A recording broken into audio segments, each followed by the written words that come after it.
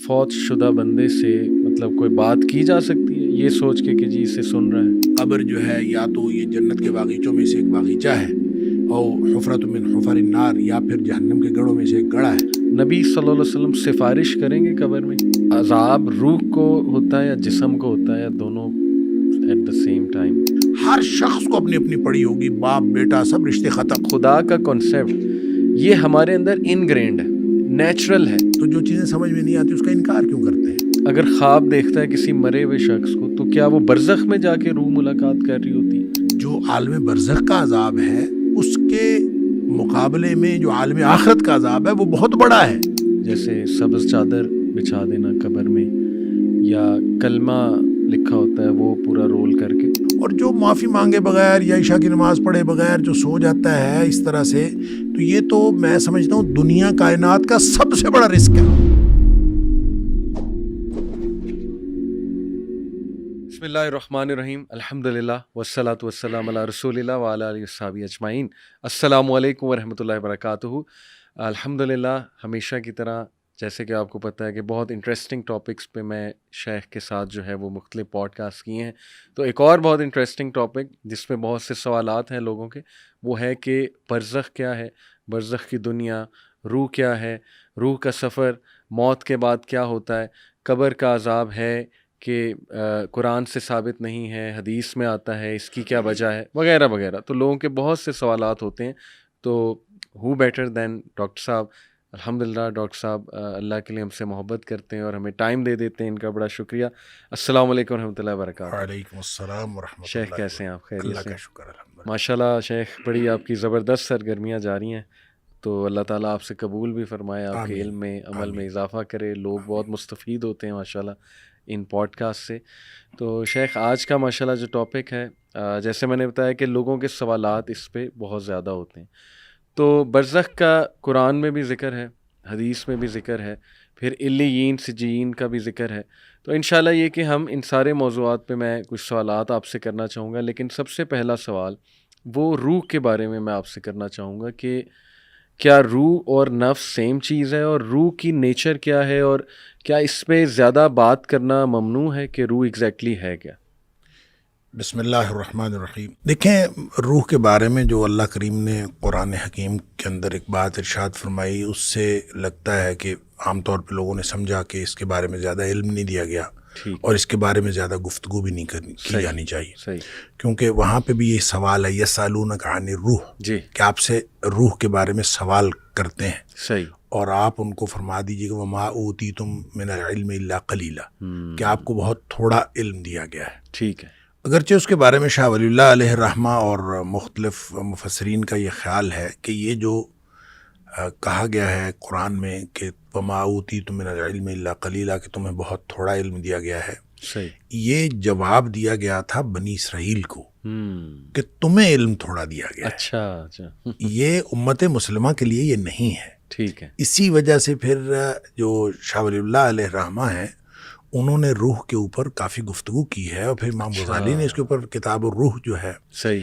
اور یہ مختلف ائمہ نے جو اس کے اوپر بات کی ہے وہ اسی بنیاد پر کی ہے کہ روح کے بارے میں ان کو تھوڑا علم دیا گیا تو ہمیں تو دیا گیا ہے، ٹھیک ہے، لہٰذا روح کی قسمیں کی ہیں، روح کے اندر جتنی یعنی اس کی جو مختلف حصے کیے ہیں، صحیح، اور ان حصوں کی مختلف خصوصیات بیان کی ہیں، جی، اس کے اندر ملکیت ہوتی ہے، اس کے اندر بہیمیت ہوتی ہے، مختلف قسم کی چیزیں۔ صحیح، کہنے کی بات یہ ہے کہ روح دراصل ایک ایسا آسمانی نقطہ ہے، یعنی شاہ ولی اللہ علیہ الرحمہ نے جو بات کی ہے وہ کہتے ہیں روح دو قسم کی ہوتی ہے، ایک روح جسمانی ہوتی ہے جی، جو جسم کے اعضاء کے آپس میں ملنے کے ساتھ اس کا تعلق ہوتا ہے، اچھا، ایک روحانی اور آسمانی روح ہوتی ہے۔ وہ جو روح نورانی ہوتی ہے، کہ نورانی نقطہ وہ آسمان سے آتا ہے، صحیح، اور انسان کے مرنے کے بعد وہ واپس چلا جاتا ہے، ٹھیک ہے، لہٰذا وہ تو روح کو دو حصوں میں تقسیم کر کے وہ تو بے فکر ہو جاتے ہیں، وہ کہتے ہیں کہ بس یہ ایک روح آسمان سے آتی ہے، ایک روح جو ہے وہ جسم کے اندر موجود ہوتی ہے، تو روح جسمانی اور چیز ہے اور وہ اور چیز ہے۔ لیکن جب ہم اس کو اپنے سمجھنے کے لیے جو آپ نے کہا کہ سوالات مختلف ہوتے ہیں، اس میں روح بھی ہے، نفس کا ایک لفظ استعمال ہوتا ہے، اسی طرح ایک لفظ استعمال ہوتا ہے قلب کا، اسی طرح ایک لفظ استعمال ہوتا ہے فؤاد کا، یہ مختلف الفاظ ہیں تو فؤاد ہم عام طور پہ اس کا معنی دل کرتے ہیں، اسی طرح قلب کا معنی بھی دل کیا جاتا ہے، اور قرآن نے نبی پاک صلی اللہ علیہ وسلم نے قلب کو جسم کا مرکز قرار دیا ہے. سائنس اس کو مانتی نہیں ہے، سائنس کہتی ہے دماغ جو ہے وہ اس کا مرکز ہے.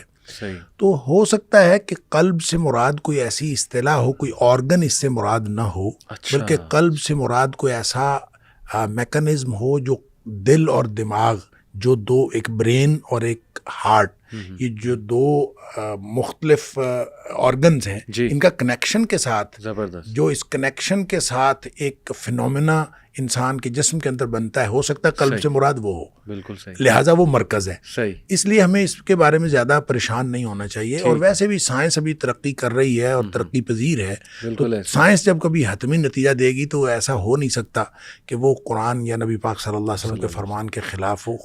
اور یہ بات جو قرآن نے کہی تھی کہ سنریہم آیاتنا فی الآفاق وفی انفسہم، ہم ان قریب دکھاتے رہیں گے ان کو، یہ پے در پے ان کو نشانیاں ملتی رہیں گی، حتیٰ یتبین لہم انہ الحق، یہاں تک کہ ان کے اوپر یہ ثابت ہو جائے گا کہ قرآن ہی حق ہے. لہٰذا روح کے بارے میں ہمیں یہ کہنا کہ اس کے بارے میں گفتگو نہیں کرنی چاہیے، یہ میرا خیال ہے درست نہیں ہے. لیکن یہ بات ضرور کرنی چاہیے کہ روح ایک ایسی چیز ہے جس کی حقیقت کو لوگ سمجھ نہیں سکتے. مطلب جب آپ کے جسم میں جان نکل جاتی ہے، نفس عام طور پہ جان کو کہا جاتا ہے، تو جان نکل جاتی ہے، کیا نفس اور روح ایک چیز ہے؟ اس کے بارے میں بھی بحث ہے. لہٰذا آپ بحث جتنی مرضی کرتے جائیں، بات یہ ہے کہ ظاہری نظر آنے والے جسم کے علاوہ یہ کوئی ایک ایسی اینٹیٹی ہے انسان کے جسم کے اندر جو اللہ کریم نے اس کے اندر ڈالی ہے، اور جو قرآن نے کہا کہ وَنَفْسٍ وَمَا سَوَّاهَا فَأَلْهَمَهَا فُجُورَهَا وَتَقْوَاهَا، کہ ہم نے اس کو جب بنایا تو اس کے اندر دو قسم کے جو الہامات کر دیے، تقوی کا بھی، نیکی کا بھی، اور فجور کا بھی، برائی کا بھی. اس کے اندر یعنی دونوں الہامات موجود ہیں. اب وہ کس میں ہیں؟ وہ روح میں ہیں یا وہ نفس میں ہے. اگر یہ روح اور نفس دو مختلف چیزیں ہیں تو اس کا مطلب یہ ہے کہ پھر یہ روح اس کے اپنے تقاضے ہوں گے، نفس کے اپنے تقاضے ہوں گے. تو ایسا نہیں ہے. میرا خیال ہے یہ ایک ہی چیز ہے، ایک اینٹیٹی کے مختلف نام ہے یا مختلف قسم کی اس کی فنکشننگ ہے جس کی وجہ سے اس کے مختلف جگہ پہ مختلف نام ہے. لیکن ظاہری جسم جس کو ہم دیکھتے ہیں، اس کے علاوہ ایک ایسا انسان کے جسم کے اندر ایک ایسا حصہ ہے جو نظر نہیں آتا، اور نظر نہ آنے کی وجہ سے مغرب اس کے اوپر یقین نہیں کرتا. لہٰذا وہ جو سپرٹ جس کو ہم کہتے ہیں کہ ایک سپرٹ یا ایک سول ہے، اس کو وہ انکار کرتے ہیں. اس کے انکار کا نقصان یہ ہوا ہے کہ جسم کے تقاضے تو ملحوظ رکھے گئے ہیں، روح کے تقاضے ملحوظ نہیں رکھے گئے. اور اس کا نقصان یہ بھی ہوا ہے کہ پورا کا پورا جو ہمیں علمی ذخیرہ ملتا ہے مغرب سے، وہ سارے کا سارا جسم کے تقاضوں کو پورا کرنے کے لیے ہے، اور روح کا تقاضا جو ہے اس کے اندر مفقود ہے. لہٰذا آپ یوں کہہ سکتے ہیں کہ آدھی انسانیت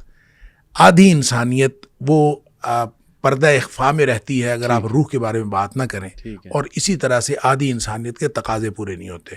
جس طرح جسم کو غذا کی ضرورت ہے، اسی طرح روح کو غذا کی ضرورت ہے. تو روح کی غذا جو ہے وہی بتائے گا جس نے روح کے بارے میں پتہ بتایا، اور روح کے بارے میں بتایا جس نے. صرف اس وجہ سے تو ہم کسی چیز کا انکار نہیں کر سکتے کہ ہمیں نظر نہیں آتی. بہت ساری چیزیں ہیں جو نظر نہیں آتی، وہ ہیں. لہٰذا روح ہمیں نظر تو نہیں آتی لیکن وہ ہے، اور اس کا ایک تقاضا ہے. اور اگر روح کے تقاضے اسی بنیاد پر سارے کے سارے وہ یوں کہہ لیجئے کہ نظر انداز کر دیے گئے ہیں، اور صرف جسمانی تقاضے. اور وہ جو اقبال نے کہا تھا کہ شاخ نازک پہ جو آشیانہ بنے گا ناپائیدار ہوگا، تو وہ جو شاخ نازک ہے وہ ہے ہی صرف یہ کہ جسمانی مقاصد سامنے ہیں اور روحانی مقاصد موجود نہیں ہیں. لہٰذا اس بحث سے اصل میں جو نتیجہ نکلتا ہے وہ یہ کہ جب ہم ہر نظر نہ آنے والی چیز کا انکار کرتے ہیں تو آدھی انسانیت کے تقاضے وہ پس پشت چلے جاتے ہیں اور پس پردہ چلے جاتے ہیں، اور آدھی انسانیت کو آپ جسمانی طور پر جتنا مرضی کرتے رہیں. لہٰذا میرا خیال یہ ہے کہ جو روح موجود ہے اس کا اقرار بھی کرنا چاہیے اور اس کے تقاضوں کا خیال بھی کرنا چاہیے. اور لوگوں کا یہ جو سوال ہے، یہ سوال درست نہیں ہے کہ اگر ہر نظر نہ آنے والی چیز کا انکار کر دیں گے تو پھر بہت ساری چیزیں ہیں جس سے ہم محروم رہ جائیں گے. بالکل صحیح شیخ.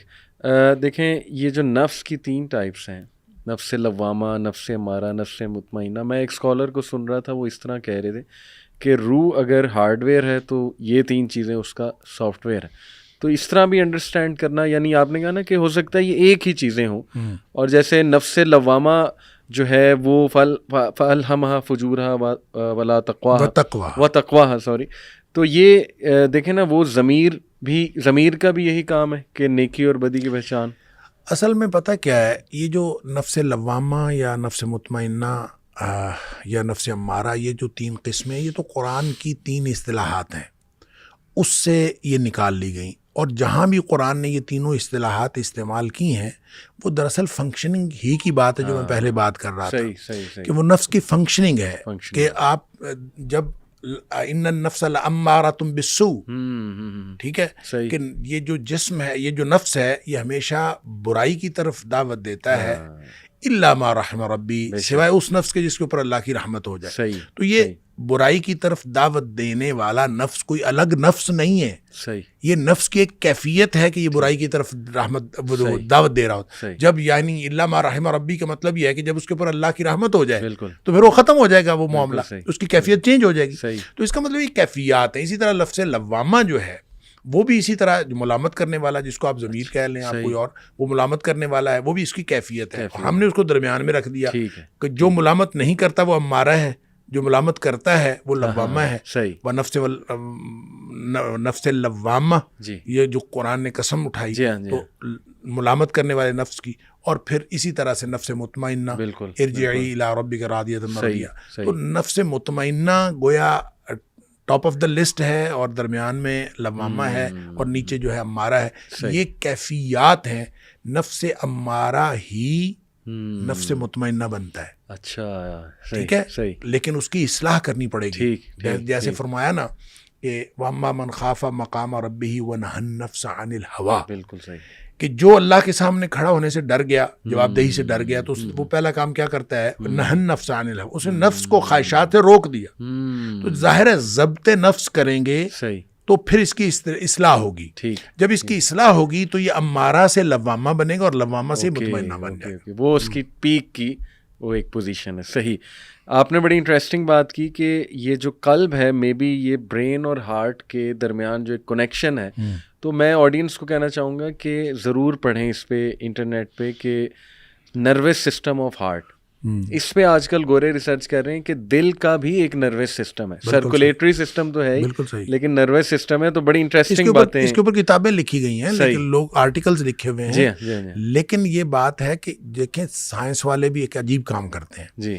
وہ جو بات انہوں نے تسلیم نہیں کرنی ہوتی, جس بندے نے کہی ہوتی ہے اس کو سائنسدان ہی تسلیم نہیں کرتے.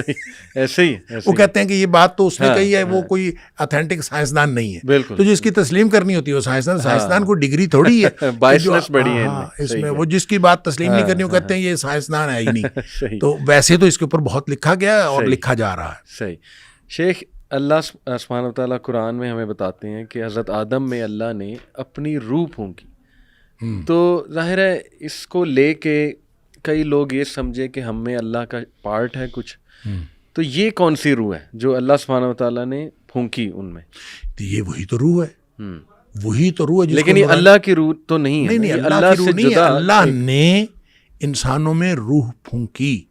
دیکھیں جب لیکن مر روحی کے الفاظ, مر روحی, دیکھیں بات یہ ہے کہ ساری کائنات اللہ کی ہے. صحیح. صرف روح کیوں اللہ کی ہے؟ ٹھیک. ہر چیز اللہ کی ہے. ہر چیز اللہ کی. تو اللہ نے ہی ہر چیز بنائی ہے. صحیح. تو اس نے اپنی روح جو ہے وہ پھونک دی. روح اس کی ملکیت میں سے, اس کی کائنات میں سے, اس کی بادشاہت میں سے ایک چیز ہے جو اس نے انسانوں میں پھونک دی. صحیح. اب ظاہر ہے اس سے انسان اشرف المخلوقات بن گیا.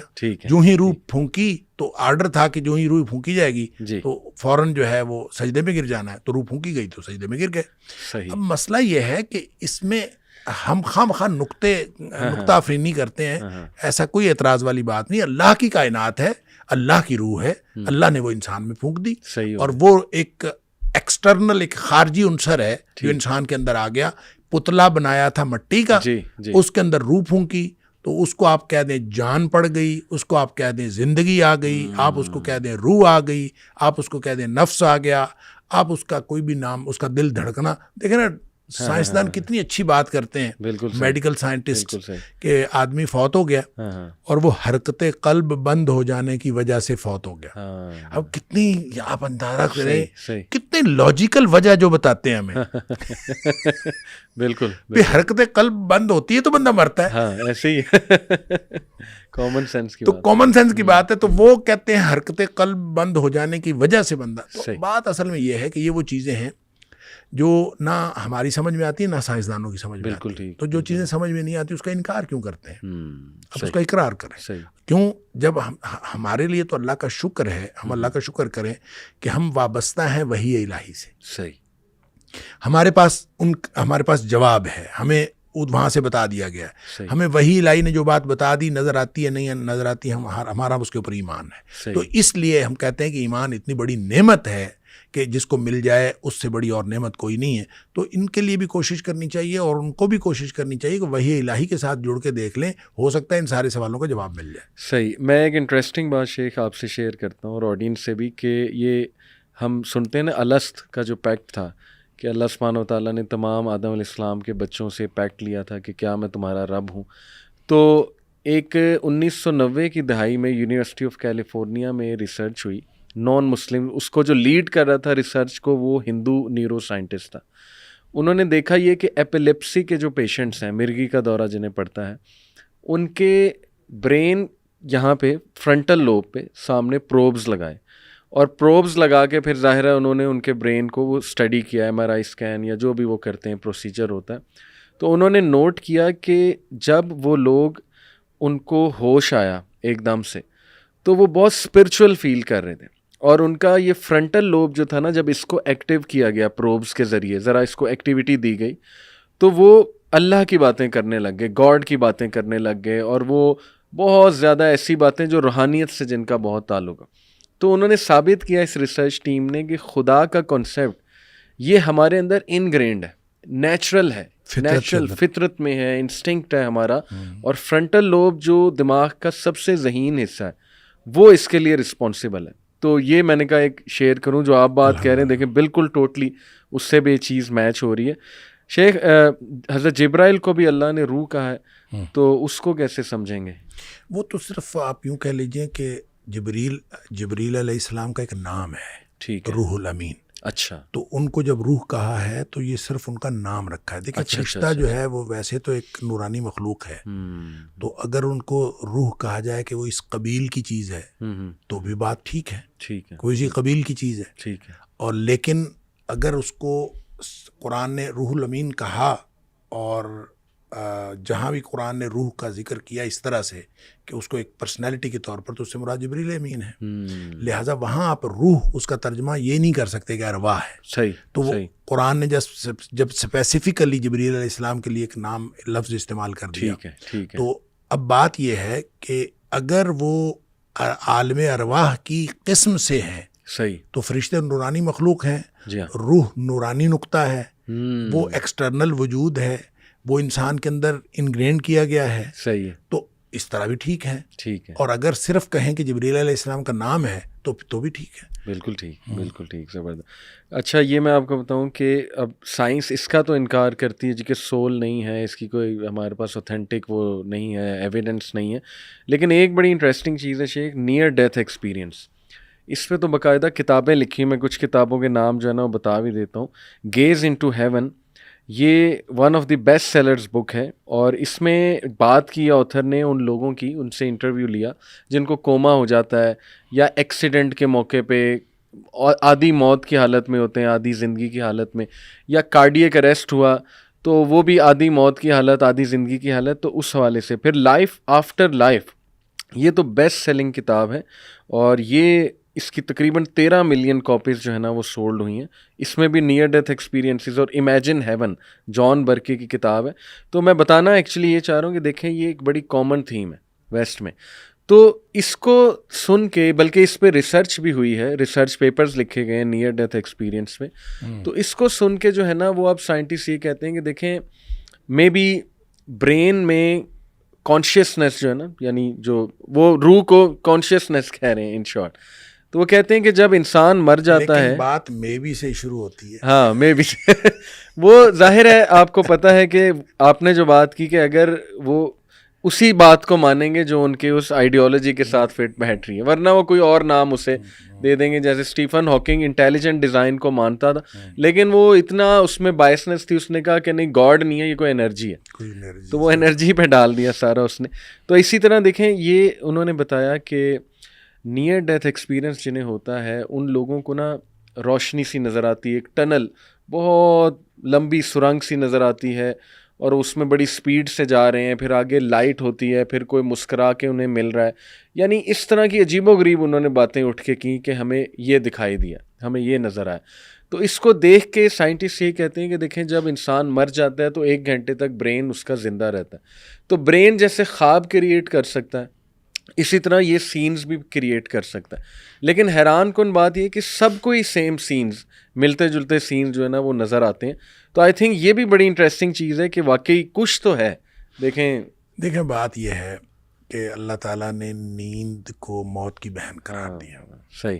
اور بلکہ قرآن میں اللہ تعالیٰ نے فرمایا کہ موت ہے, نیند بھی موت ہے. صحیح. فرق صرف اتنا ہے کہ اس کے بعد انسان کی دوبارہ زندگی ہو جاتی ہے, اس کے بعد نہیں ہوتی. اور ہمیں جو دعائیں وغیرہ سکھائی گئی ہیں سوتے وقت کی, ان کے ساتھ ان کے اندر بھی یہی کچھ ہے. صحیح. کہ اللہم بسمک اموت واحیا, بسمک ربی وضعت جنبی فبک ارفعہ ان امسکت نفسی فرحمہ وان ارسلتہا فاحفظھا بما تحفظ بہ بعدک السؤال. کہ اللہ میں تیرے نام پر مر رہا ہوں. صحیح. یعنی مرنے کے لیے تیار. سبحان اللہ. اب میں تیرے نام پر زندہ رہوں, زندہ اٹھوں گا. صحیح.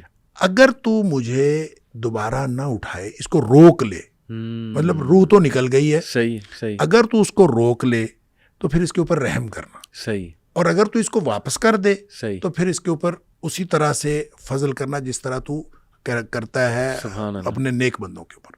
اب یہ دیکھیں یہ بالکل کلیئر کٹ ہے کہ یہ موت بھی جو ہے, یہ نیند جو ہے یہ بھی موت. تو اس کے درمیان میں ایک ہے بے ہوشی. صحیح. صحیح. کہ آپ سینس لیس ہو جاتے ہیں کسی وجہ سے. اچھا, نیند کے خواب تو آپ سب نے, ہم سب نے ایکسپیرینس کیے ہیں. یہ بے ہوشی والے خواب کبھی ایکسپیرینس نہیں ہوا ہوتا عام طور پر. مجھے ایک دفعہ یہ ایکسپیرینس ہوا خود. اچھا. کہ مجھے ایکسیڈنٹ ہوا تو پاؤں میں چوٹ لگی. صحیح. اور کوئی ایسا مطلب زخم آیا کہ بہت ایک خون کا فوارہ تھا, بالکل پھوٹ رہا تھا. اچھا. خیر میں وہاں یہ جو ڈیوائیڈر ہے سڑک کا اس کے اوپر بیٹھ گیا, تو وہ بیٹھنے کی وجہ سے ٹانگ چونکہ نیچے تھی نا تو خون اور زیادہ نکلا. اچھا, اس دوران مجھے یہ یاد ہے کہ میں ڈیوائیڈر کے اوپر بیٹھا. صحیح. اور اس کے بعد مجھے کچھ نہیں یاد. اچھا. اس کے بعد کیا یاد ہے وہ میں بتاتا ہوں آپ کو. وہ ایک بڑی خوش کن اور خوشگوار, اچھا, ایسی شاندار, میں جیسے ہواؤں میں اڑ رہا ہوں اور بالکل اس طرح کا. مطلب آپ پہلے جب میں بیٹھا تھا تو ایکسیڈنٹ کے بعد آپ کو پریشانی, سڑک پہ پڑے ہوں آپ تو کتنی پریشانی ہوتی. پھر جو ہی مجھے ہوش آیا ہے تو میں سڑک پہ لیٹا ہوا تھا اور ارد گرد لوگ تھے اور وہی پریشانی پھر شروع ہو گئی. اچھا, اس کے درمیان میں بڑا ہی پرسکون وقت ہے.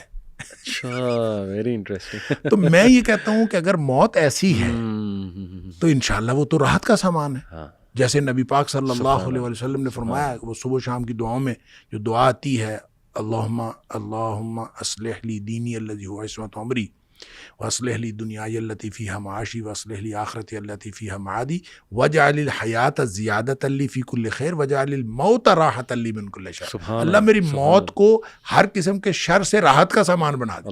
تو اس کا مطلب ہے موت, جب مومن کی موت آتی ہے نا تو وہ تو خوش کن ہے. صحیح. اور ایک بڑے خوشگوار تجربہ ہے. اور اس کے بعد بلکہ وہ جو حدیث کے اندر آتا ہے کہ مومن کو تو موت سے پہلے اس کے کان میں خبر دی جاتی ہے. اچھا. موت کا فرشتہ آ کے کان میں کہتا ہے اے پاکیزہ روح, صحیح, نکلو. صحیح. اب اس کو کہا جا رہا ہے نکلو. صحیح. ابھی وہ نکلی نہیں ہے. صحیح. ٹھیک ہے, نکلنے سے پہلے پیغام آیا. اس کو کہا جا رہا ہے نکلو الی مغفرۃ من اللہ و رضوان. صحیح. اللہ کی مغفرت اور اللہ کی خوشنودی تیرا انتظار کر رہی. واہ. اب آپ اندازہ کریں کہ جس کو دنیا میں پڑے ہوئے یہ خبر ملے, کیا بات, کہ اللہ کی خوشنودی اور اللہ کی مغفرت میرا انتظار کر رہی ہے. جی. تو اب اس کا مطلب یہ ہے کہ وہ تو فوراً نکلے گا. اللہ. بھاگے گا. بالکل. تو یہی فرمایا کہ اس کی پھر روح یوں نکلتی ہے فتخرج تسیل، یوں بہاؤ کی صورت میں فوراً بہتے ہوئے نکلتی ہے، کما تخرج القطرۃ من فی السقا، جس طرح سے مشک پانی کی بھری ہوئی ہو اور اس میں سے اس کا بند کھول دیا جائے تو فوراً پانی نکل جاتا ہے. صحیح. اب یہ مشک کی یعنی آپ بوتل پانی کی بھری ہوئی ہے نا، اس کو آپ الٹ دیں تو فوراً پانی نہیں نکلتا. اس کو کھول کے آپ الٹ دیں تو فوراً تو پانی نہیں نکلتا. بالکل صحیح. مشک جو ہے پانی کی، وہ چمڑے کی مشک ہوتی ہے، اس کا دھانا اور اس کا پیٹ برابر ہوتا ہے. جی جی جی جی. اور اس کو اگر باندھا ہوا ہو جی تو اس کو کھولتے ہیں تو وہ فوراً نکل جاتا ہے، کیونکہ اس کا دھانا اور پیٹ برابر ہوتا ہے. صحیح صحیح صحیح صحیح. لہٰذا یہ مثال یہ بتاتی ہے کہ جب مومن کی موت آتی ہے تو انتہائی خوشگوار مرحلہ اس کے اوپر آتا ہے. پہلے بھی مشکل ہوتی ہے، بعد میں مشکل ہوتی ہے، اور یعنی اس کو پوری زندگی پیچھے مشکل ہوتی ہے. جو ہی آتی ہے تو اس کے بعد اللہ تعالیٰ اس کو آسانیاں پیدا کر دیتا ہے، اور وہ جو آسانیاں ہیں پھر آگے انشاءاللہ آسانیاں ہی آسانیاں ہیں. تو یہ موت کا جو مرحلہ ہے ایک گویا یعنی جب نیند کے ساتھ نیند اور موت کی مشابہت ہے تو اس کا مطلب ہے کوئی کیفیت تو ایسی ہے، وہ لائٹ کی ہو، وہ جیسی بھی ہو، اور میرا خیال ہر ایک کے اعمال کے مطابق ہوگی. جیسے نبی کریم صلی اللہ علیہ وسلم نے فرما دیا کہ مومن کی موت اور طرح کی ہے، کافر اور منافق کی موت اور طرح کی ہے، لہٰذا دونوں کی موت میں فرق.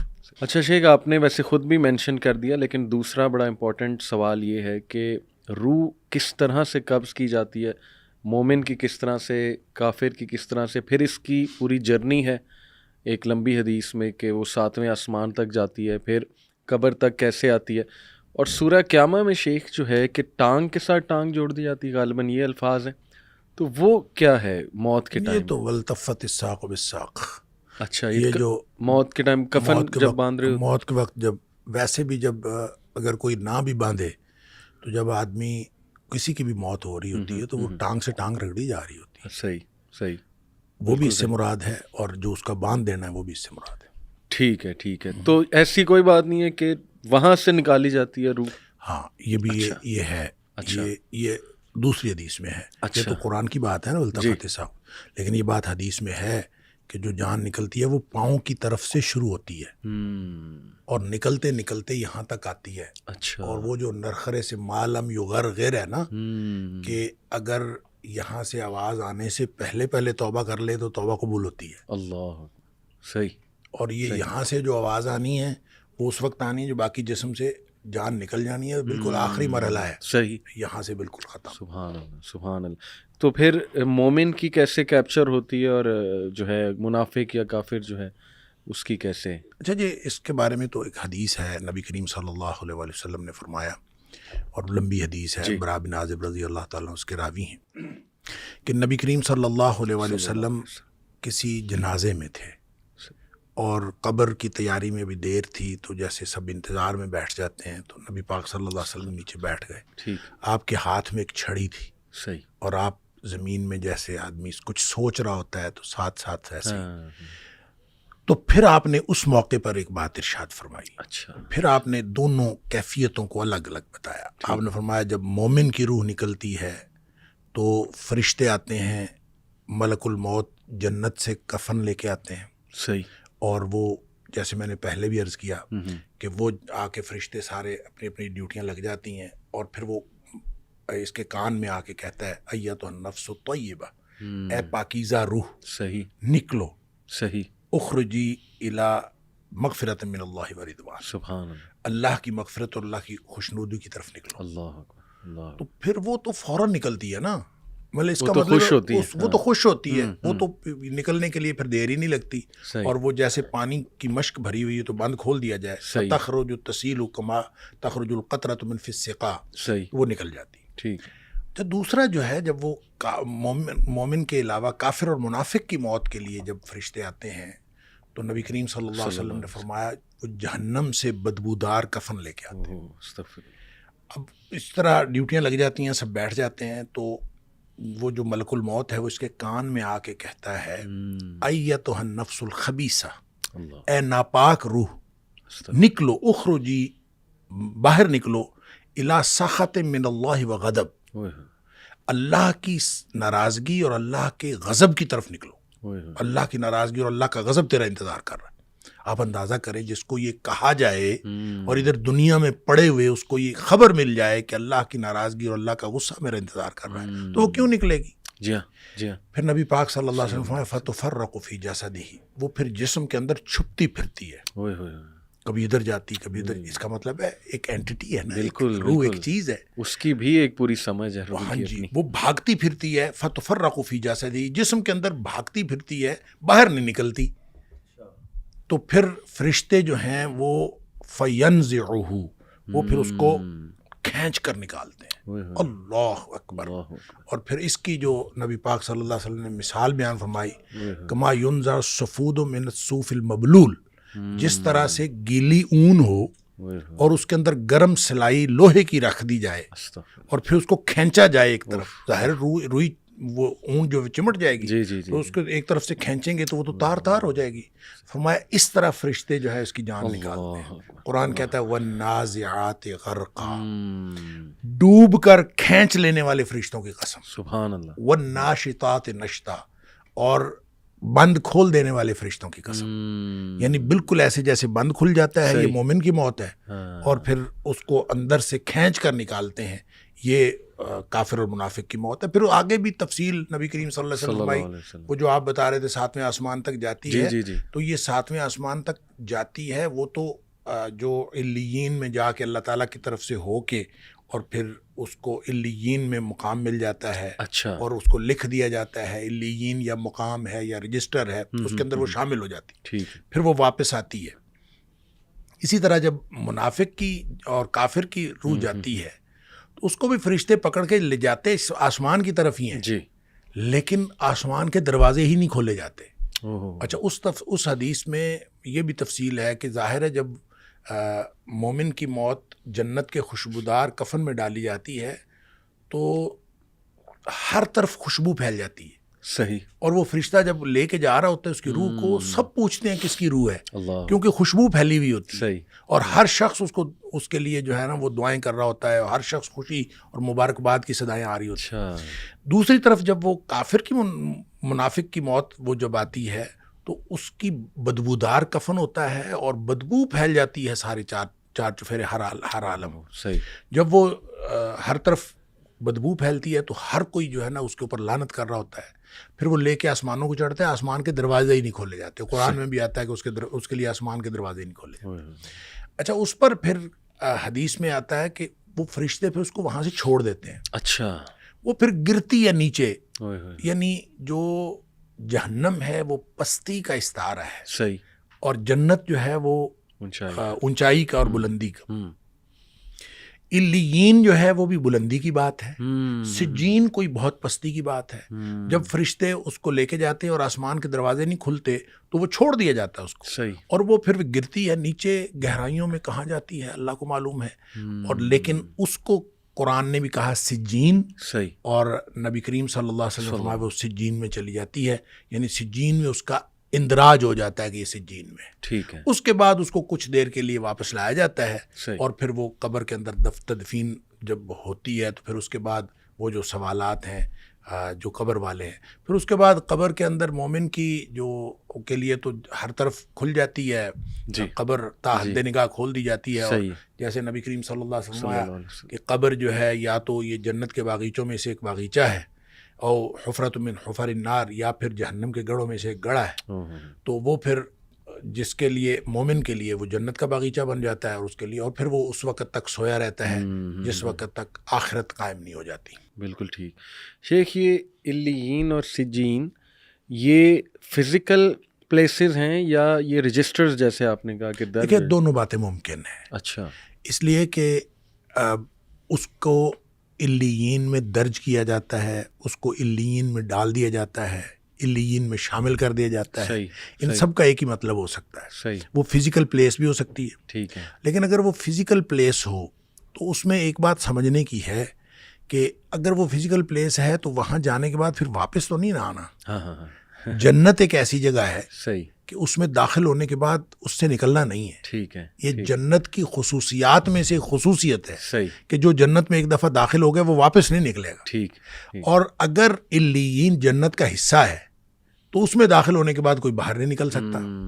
اور چونکہ حدیث میں الفاظ ہیں کہ وہ پھر آتی ہے واپس روح، واپس تو اس کا مطلب یہ ہے کہ وہ علیین کوئی جنتیوں کا رجسٹر ہے، ٹھیک ہے، کوئی ان کی انرولمنٹ کی کوئی بات ہے، صحیح، اور وہ انرولمنٹ ہو جاتی ہے، ٹھیک ہے، اسی طرح سجین جو ہے وہ کوئی جہنمیوں کی انرولمنٹ کی بات ہے، اور انرولمنٹ وہاں پہ ہو جاتی ہے، ٹھیک ہے، رہ گئی اس کے بعد انہوں نے کہاں رہنا ہے، تو عالم برزخ میں وہ تو قبر ہی ہے، قبر ہی برزخ، قبر ہی برزخ ہے، اور قبر میں یا یہ جنت کے باغیچوں میں سے باغیچہ ہے یا جہنم کے گڑھوں میں سے گڑھا ہے، گویا جس طرح کی اس کی آخرت ہے اسی کی مناسبت سے یہ آخرت کا دیباچہ جو برزخ ہے یہ بھی اسی طرح سے چلتا ہے، جن کو آگے جنت ملنی ہے ان کے لیے آرام ہے برزخ میں، اور جن کو جنت نہیں ملنی اللہ تعالیٰ معاف فرمائے ان کے لیے یہاں بھی اسی طرح کا عذاب ہے۔ بالکل، تو یہ جو کہا جاتا ہے کہ حدیث ہے، بلکہ صحیح حدیث، کہ شہداء کی روح پرندوں کے جسموں میں ہیں اور وہ جنت کے باغوں میں جا کے جو ہے نا درخت سے پھل کھاتی ہیں، وہ بھی یہ برزخ میں ہے؟ Of course. اچھا، اس کی وجہ یہ ہے کہ دیکھیں اصل میں جو برزخ ہے نا یہ آخرت اور دنیا کے درمیان ایک پردہ ہے، ٹھیک ہے، کتنا لمبا پردہ ہے، ظاہر ہے جب تک حشر قائم نہیں ہوتا تب تک کا یہ پردہ ہے، ٹھیک ہے، تو یہ چند 100 سال ہو یا چند 1000 سال ہو تو اللہ کو معلوم ہے، صحیح، تو آپ کا کیا خیال ہے کہ چند 100 سال یا چند 1000 سال جو جنتی روح ہے وہ کیا قبر کی مٹی کے نیچے رہے گی؟ صحیح، ایسے تو نہیں ممکن نا، تو جنتی روح کو جنت کا سا ویٹنگ روم ملے گا نا، ٹھیک ہے، تو وہ جنت کا سا جو ویٹنگ روم ہوگا وہ جنت ہوگی، سبحان اللہ، یعنی ایک ویٹنگ روم کہہ سکتے ہیں، ہاں، اور وہ جنت ہوگی، اور وہ ہر طرف جب تا حد نگاہ قبر کھل گئی تو وہ جنت ہے، یعنی اس کو ہم یہ کیسے کہہ سکتے ہیں کہ وہ جنت نہیں ہے؟ گویا برزخ ہی ہوگا، لیکن برزخ میں اس کے حالات جو ہیں وہ جنت والے ہوں گے۔ صحیح۔ دوسری بات یہ ہے کہ اس کو آپ ایک اور اینگل سے بھی دیکھنے کی ضرورت ہے ان ساری باتوں کو، کہ دیکھیں انسان یہاں سے فوت ہوتا ہے اور مرنے کے بعد پھر قبر میں جاتا ہے، قبر سے نکلے گا حشر میں جائے گا، حشر سے نکلے گا اور پھر یہ یعنی پل صراط سے بھی گزرنا ہے، جہنم کو بھی دیکھنا ہے، اور پھر اللہ کرے جنت میں، جنت اور جہنم کا فیصلہ، اللہ تعالیٰ ہم سب کو جنت الفردوس عطا فرمائے۔ یہ ایک لمبا سفر ہے، صحیح ہے، صحیح، اس میں برزخ ایک بڑی لمبی زندگی ہے، پھر اس کے بعد آخرت میں کا پہلا دن جو ہے قیامت والا دن 50,000 سال کا دن ہے، سبحان اللہ، اب وہ دیکھیں کتنا لمبا دن ہے، بڑا لمبا عرصہ ہے یہ سارا، صحیح، مومن کے لیے یہ اتنا لمبا نہیں ہوگا، ٹھیک، اب دیکھیں وہ سارا سکویز کر دیا جائے گا، صحیح، اور وہ اس کے لیے تو وہ تو ایسے ہے جیسے عصر سے لے کے مغرب تک کا وہ وقت ملتا ہے، اس کو فوراً گزر جائے، اس کا مطلب یہ سارے مراحل آنے ہیں لیکن مومن کے لیے تکلیف دہ نہیں ہوں گے، صحیح، یعنی کوئی بھی مرحلہ ہوگا تکلیف دہ نہیں ہوگا، جب جیسے قیامت کی بات کی قرآن نے، یوم یفر المرء من اخیہ وامہ وابیہ وصاحبتہ وبنیہ لکل امرئ منہم یومئذ شأن یغنی، ہر شخص کو اپنی اپنی پڑی ہوگی، باپ بیٹا سب رشتے ختم، صحیح، لیکن ساتھ فرمائے وجوہ یومئذ مسفرہ، کچھ چہرے چمک رہے ہوں گے، اللہ، یعنی انتہائی خوفناک صورتحال بتا کے سبحان اللہ، بتایا کہ وجوہ یومئذ مسفرہ، کچھ چہرے چمک رہے ہوں گے، اور صرف چمک نہیں رہے ہوں گے، ضاحکۃ مستبشرہ، خوش ہوں گے اور ہنس رہے ہوں گے، سبحان اللہ اکبر، اس ماحول میں کچھ ہنس رہے ہوں گے، تو اس کا مطلب ہے مومن کے لیے یہاں تک ہی ہے ساری جو خرابیاں ہیں، اور مومن کے لیے ساری سختیاں موت سے پہلے تک ہیں، اللہ، جو ہی اس نے موت آنی ہے تو اس کے بعد تو آسانیاں شروع ہو گئی، اور اس دن اب وہ سختی جتنی بھی ہو، جتنی مرضی سختی کا دن ہو، سختی کی صورتحال ہو، پل صراط ایون ہو، جس کے بارے میں کہا کہ وہ بہت باریک ہے، جہنم کے اوپر پل ہے، اور وہ بال سے زیادہ باریک، تلوار سے زیادہ تیز، تو ظاہر اس سے گزرنا مشکل، تو مومن تو وہاں سے یوں گزریں گے جیسے بجلی چمکتی ہے، تو اس کا مطلب ہے ان کو تو گزرنے کے لیے کوئی دقت نہیں ہوگی، بالکل صحیح، تو یہ ساری چیزیں آسان ہوتی جائیں گی اہل ایمان کے لیے، ہے صحیح، یہ سارا کا سارا پروسیجر ہونا ہے، اللہ، لیکن اس پروسیجر کے دوران مومن کی زندگی جنت کی زندگی ہوگی، اور اس کے لیے اور بھی بہت سارے دلائل ہیں، جیسے مثال کے طور پر نبی کریم صلی اللہ علیہ وسلم نے فرمایا جو شخص ہر فرض نماز کے بعد آیت الکرسی پڑھتا ہے، صحیح، اس کے اور جنت کے درمیان صرف موت کا فاصلہ رہ جاتا ہے، صحیح، صحیح، گویا یہاں سے اس کی آنکھ بند ہوئی اور اس کی آنکھ جنت میں کھلنی ہے، اللہ، تو جب ایسا ہے مومن کے لیے تو اس کی تو موجیں لگی ہوئی ہیں، اللہ تعالیٰ ایمان کے ساتھ لے جائے تو آنکھ جنت میں کھلنی ہے، چاہے آپ اس کو قبر میں دفنا کے آئے ہیں، اس کی آنکھ جنت میں کھلنی ہے، اور اس کے لیے باقی سارے معاملات ایسے ہی ہیں جیسے جنتیوں کے VIP قسم کی اس کے ساتھ ٹریٹمنٹ ہو رہی ہوگی، اور وہ مراحل کے اندر کسی کو کوئی پریشانی نہیں ہوگی۔ اللہ تو اس لیے یہ پتہ یہ چلتا ہے کہ عالم برزخ کے سارے مراحل ہوں گے اور اسی طرح سے ہو رہے ہوں گے، لیکن مومن کے لیے وہ وقت کے اعتبار سے بھی اتنے وہ مشکل نہیں ہوں گے، اور عملی طور پر اس میں مشکل تو مومن کے لیے ہوگی نہیں بالکل، اور مومن خوش ہوگا ہر معاملے میں۔ اللہ تعالی ہمیں ایمان دے، آمین۔ آپ نے جس طرح شیخ بتایا ماشاءاللہ، دیکھیں کتنی بشارتیں بھی ہیں، وہ پھر لوگ اکثر کہتے ہیں نا کہ یار ڈرایا زیادہ جاتا ہے اور بشارتیں کم سنائی جاتی ہیں، تو دیکھیں ماشاءاللہ آپ نے جو آیات سنائی اس میں تو ہے کہ وہ ہنس رہے ہوں گے اس دن اور ان کے چہرے ماشاءاللہ چمک رہے ہوں گے، تو ہمیں تو اللہ سے دعا کرنی چاہیے ہم ان میں سے شامل ہوں، اور میدان حشر بھی آپ نے کہا آسان ہوگا انشاءاللہ ان لوگوں کے لیے۔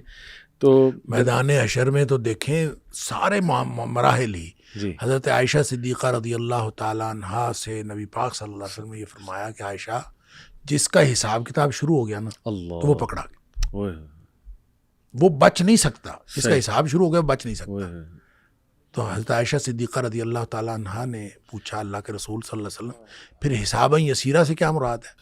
جو قرآن نے کہا فَيُحَاسِبُ حِسَابًا يَسِيرًا وَيُحَاسَبُ حِسَابًا يَسِيرًا، وہ اس کا حساب بالکل آسان لیا جائے گا۔ نبی کریم صلی اللہ علیہ وسلم نے فرمایا عائشہ وہ حساب نہیں ہوگا، وہ تو صرف پیشی ہوگی، بس سامنے ایک دفعہ پیش کیا جائے گا اور اس کے بعد کہا جائے گا جاؤ، بس اتنا ہی، اعمال کا حساب کہاں۔ تو یعنی مومن کے لیے سارے مراحل ہی آسان ہو جائیں گے انشاءاللہ۔ تو اللہ تعالیٰ ہم سب کو ایمان دے تو پھر یہ چیزیں اور چینج ہو جاتی ہیں۔ آمین آمین۔ اچھا ایک سوال شیخ بہت کرتے ہیں لوگ کہ عذاب روح کو ہوتا ہے یا جسم کو ہوتا ہے یا دونوں ایٹ دا سیم ٹائم؟ یہ بھی ان سوالوں میں سے ہے جو بہت قدیم سوالات ہیں، اور ہمیشہ ہر دور میں متقدمین نے بھی اس کے اوپر بہت بحث کی کہ یہ اس لیے کہ جب ہم قبر میں سے کسی کو نکالیں تو وہ تو ویسے ہی پڑا ہوتا ہے، تو کسی کو عذاب ثواب ہم تو نہیں دیکھ رہے ہوتے کہ کچھ ہو رہا ہے، تو اس سے لوگوں نے کہا کہ اس کا مطلب ہے جسمانی نہیں ہوتا، وہ روحانی ہوتا ہے، صحیح، اور روح کو وہ ساری کیفیتیں درپیش ہوتی ہیں۔ صحیح۔ مسئلہ اصل میں یہ ہے کہ جیسے مثلاً یہ بھی تمثیل کے طور پر بیان کیا گیا کہ مثال کے طور پہ جب ہم خواب میں ہوتے ہیں تو خواب میں اللہ تعالیٰ معاف فرمائے سانپ ڈس لے، ہاں جی، تو ہمیں جو سانپ ڈسنے کی تکلیف ہوتی ہے خواب میں وہ تو پوری ہوتی ہے، بالکل بالکل ٹھیک ہے، بالکل، یہ تو بعد میں پتہ چلتا ہے کہ وہ خواب تھا، ٹھیک ہے۔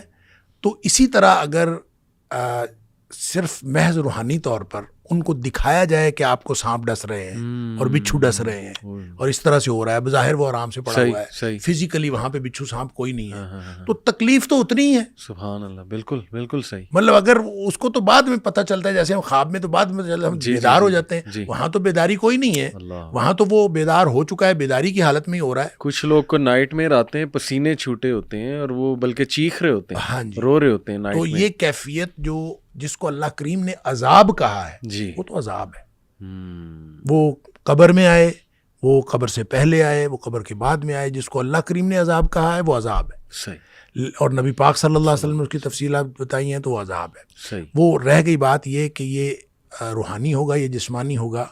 اس بحث کو ہم یوں کلوز کرتے ہیں کہ اگر روحانی ہو تو پھر اس میں اتنی حیرت والی کیا بات ہے؟ صحیح، بالکل بالکل ٹھیک ہے، حیرت تو اس وقت ہوتی ہے جب یہ جسمانی ہو۔ تو سب کو جو اعتراضات ہوتے تھے، جتنے قرآن حکیم کے اندر اللہ کریم نے فرمایا مشرکین اعتراضات کرتے تھے، ان کو تو اعتراض ہی یہ تھا من یحیی العظام وہی رمیم، ٹھیک ہے، یہ ہڈیاں گل سڑ جائیں گی تو کون دوبارہ زندہ کرے گا؟ اصل مسئلہ تو یہ تھا۔ بالکل۔ تو آئدہ متنا وکننا ترابا ذالک رجعٌ بعید، کیا ہم جب مر گئے مٹی ہو گئے دوبارہ اٹھایا جائے گا؟ اصل جو اعتراض تھا وہ یہ تھا۔ تو یہ اعتراض ان کا بتاتا ہے کہ قرآن نے جب بار بار ان کے اس اعتراض کا ذکر کیا، اگر یہ کہہ دیا جاتا ہے کہ تمہیں خواب ایسے آئیں گے کہ خواب میں بچھو اور سانپ ڈسیں گے، تو پھر تو اعتراض کی بات ہی نہیں تھی۔ تو اعتراض بنا ہی اس وقت جب یہ حشر اجساد کی بات ہوئی کہ جسم دوبارہ زندہ ہوں گے اور جسمانی ثواب یا عذاب ہوگا. جنت میں جائے گا تو جسم جائے گا اور جہنم میں جائے گا تو وہ بھی جسم جائے گا. عالم برزخ کے اندر بھی جو عذاب ثواب ہوگا, جو عذاب قبر کے اندر عذاب ثواب ہوگا, وہ سارا کا سارا جسم کو ہوگا. بالکل صحیح, بالکل صحیح, بہت جامع آپ نے بتایا, جزاک اللہ. یہ جو کہا جاتا ہے کہ جب انسان کو نیند آتی ہے اور سو جاتا ہے تو اس کی روح, ظاہر ہے قرآن میں بھی ہے کہ اللہ سبحانہ تعالیٰ اس کی روح کچھ دیر کے لیے وہ آ جاتی ہے اوپر, تو وہ اگر خواب دیکھتا ہے کسی مرے ہوئے شخص کو تو کیا وہ برزخ میں جا کے روح ملاقات کر رہی ہوتی ہے؟ نہیں, کوئی ضروری نہیں ہوتا. اچھا, دیکھیں دکھایا جانا ہے نا. صحیح, تو دکھایا جانا ایسے بھی ہو سکتا ہے کہ آپ کو وہاں لے جا کے دکھایا جائے. صحیح صحیح. یہ بھی ہو سکتا ہے کہ اس کو وہاں سے لا کے دکھایا جائے, اور یہ بھی ہو سکتا ہے کہ نہ آپ کو لے جایا جائے نہ اس کو لایا جائے, تمثیلی انداز میں آپ کو دکھا دیا جائے. صحیح. تو اللہ تعالیٰ جب ہر چیز پر قادر ہے, ان اللہ علی کل شیء قدیر, تو اس نے دکھا دیا تو وہ اس کے لیے ہمیں یہ بحث کرنے کی ضرورت ہی نہیں ہے کہ ہم وہاں گئے یا وہ یہاں آئے. صحیح صحیح. بحث تو تب ہو جب ہم نے دیکھا نہ ہو. تو ہم نے دیکھا ہے, صحیح, اللہ نے دکھا دیا ہے, بات ختم. صحیح صحیح. اچھا, کچھ لوگ اعتراض کرتے ہیں قبر کے عذاب پہ. وہ کہتے ہیں پہلی تو بات یہ قرآن سے کہیں ثابت نہیں ہے, دوسرا یہ کہ وہ جو سوال وہ کہتے ہیں کہ آپ لوگوں نے خود نکالے ہوئے ہیں جو سوالات, اس کا بھی قرآن میں کہیں تذکرہ نہیں ہے. عمومی طور پہ وہ لوگ یہی امپریشن لیتے ہیں جی کہ بس ہم مریں گے, اس کے بعد بس قیامت والے دن ہی اٹھائے جائیں گے, اور دلیل وہ اس کی یہ دیتے ہیں کہ دیکھیں قرآن میں یہ الفاظ ہیں کہ جب انہیں اٹھایا جائے گا ایک دم سے تو وہ کہیں گے ہمیں کس چیز نے ہماری نیند سے بیدار کر دیا. اس کا مطلب کہ پیچھے کچھ بھی نہیں ہو رہا تھا.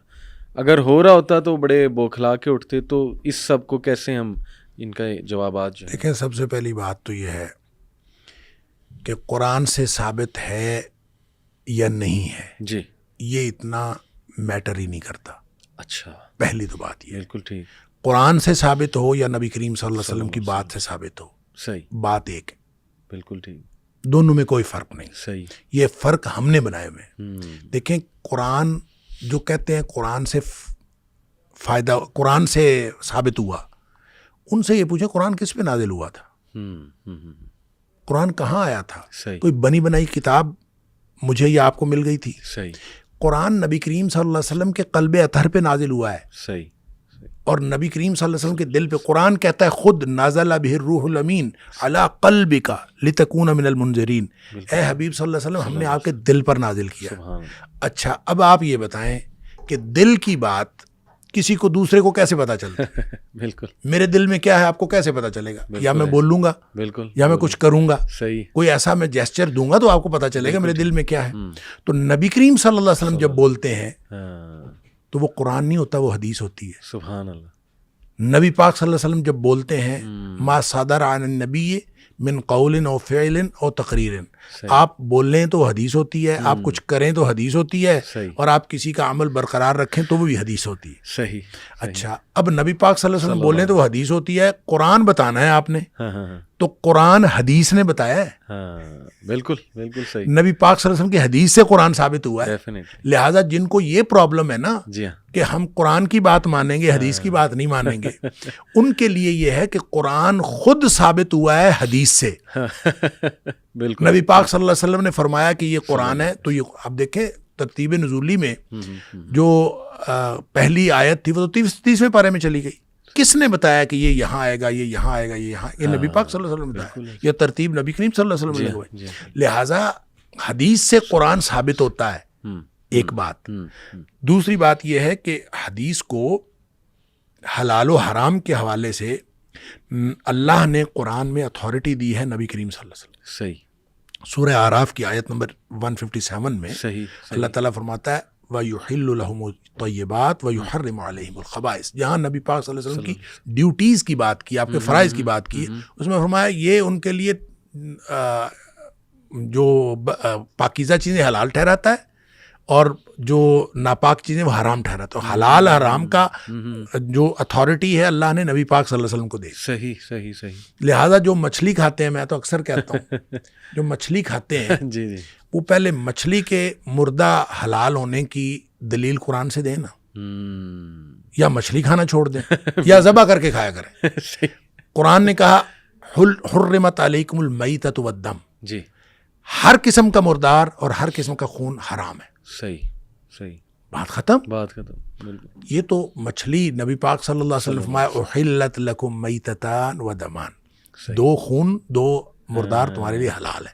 اللہ اکبر. اس میں آپ نے فرمایا الحوت والجراد, جو دو مردار حلال ہیں, ایک مکڑی ہے صحیح پتے کھانے والی, صحیح. اور دوسری جو ہے وہ مچھلی ہے. اچھا تو اس سے جو ہے مچھلی کا مردار حلال ہوا ہے. بالکل. وگرنہ قرآن نے تو کیٹیگوریکلی مردار حرام کیا تھا. جی ہاں جی ہاں. اس کا مطلب یہ ہوا کہ جو بات نبی پاک صلی اللہ علیہ وسلم فرمائے وہ اسی طرح سے حلت و حرمت کا درجہ رکھتی ہے جس طرح قرآن کی بات حلت و حرمت. صحیح صحیح. اسی طرح قرآن نے کہہ دیا ما آتاکم الرسول فخذوہ وما نہاکم عنہ فانتہوا, جو کچھ اللہ کے رسول صلی اللہ علیہ وسلم تمہیں دیں وہ لے لو, اور جو جس سے روکیں رک جاؤ. یہ اتھارٹی ہے نبی پاک صلی اللہ علیہ وسلم کی کہ آپ ہاں کہہ دیں تو وہ بھی قانون بن جاتا ہے, آپ نہ کہتے ہیں تو وہ بھی قانون بن جاتا ہے. پہلی تو بات یہ ہے. بالکل. لہٰذا جو کچھ نبی پاک صلی اللہ علیہ وسلم نے فرمایا ہے احادیث کے اندر وہ حجیت کے اعتبار سے اس کے اتنی ہی اہمیت ہے جتنی قرآن میں ہے. ٹھیک ہے. دیکھیں نا, حضرت ابن مسعود رضی اللہ تعالیٰ عنہ نے کسی خاتون سے کہا کہ یہ جو جوڑا کرنا ہے حرام ہے. جوڑا یہ جو خواتین اوپر جو بنا لیتی ہیں, تو اس نے کہا حرام ہے. اچھا, اللہ نے اس کو حرام کیا. صحیح. تو وہ خاتون آگے سے کہتی ہیں کہ میں نے تو سارا قرآن پڑھا, اس میں تو بالوں کا ذکر ہی نہیں ہے. اچھا, تو تم کیسے کہتے ہو حرام؟